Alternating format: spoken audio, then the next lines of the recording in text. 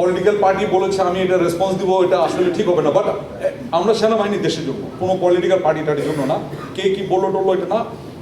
আমাদের দেখবেন অনেক জায়গায় মোটো আছে, আমাদের মোটোতে লেখা আছে আমরা দেশের তরে, দেশের জন্য যেটা সবচেয়ে ভালো হবে আমরা চেষ্টা করবো আমাদের জীবন দিয়ে হলে এটা করতে। দেশের জন্য যেটা ভালো হবে এটার জন্য আমরা জীবন দিয়ে হলে চেষ্টা করবো। এখন ওই কেউ খুঁচালো আমি লাভ উঠলাম, আমার এরকম কোনো দরকার নেই। আমাদের ফোকাস একটাই, জাতি পুরো ওয়েট করছে একটা খুব ভালো একটা ক্রেডিবল একটা ইলেকশনের জন্য। আমরা আমাদের আপ্রাণ চেষ্টা করবো এটা ক্রেডিবল ইলেকশন যাতে হয় সকলকে নিয়ে। এবং এটা আমাদের যেরকম দায়িত্ব, এটা কিন্তু সকলের দায়িত্ব, আপনাদেরও দায়িত্ব, আমার বাসায় যে বসে আছে তারও দায়িত্ব আছে, সকলের দায়িত্ব এটা। আমরা চেষ্টার কোনো ত্রুটি করবো না, একটা ক্রেডিবল এবং খুব ভালো মানুষের যাতে আশা পূরণ হয় এরকম একটা ইলেকশনকে কন্ডাক্ট করানোর জন্য।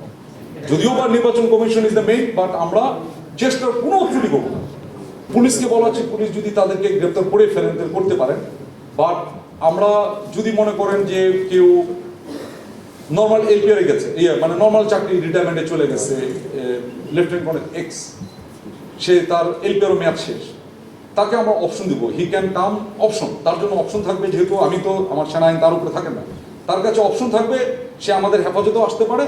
অথবা আপনার এটা কিন্তু ক্লিয়ার হয়ে নেন, যখনই এই অ্যারেস্ট ওয়ারেন্ট ইস্যু হয় এটা শুধু পুলিশে করবে তাও না, ইন্ডিভিজুয়াল যদি মনে করে কোর্টে যেন হাজির হয়ে গেলাম, মহামান্য আদালত আমার নামে ওয়ারেন্ট ইস্যু হচ্ছে, please charge me, he can do it. It is not only the police, individual can do that. তো তার হাতে অপশন আছে, সে পুলিশের কাছে যেতে পারে, কোর্টে যেতে পারে। আমরা বলেছি তুমি যদি আমাদের হেফাজতে থাকতে চাও, we can also give you security of your stay.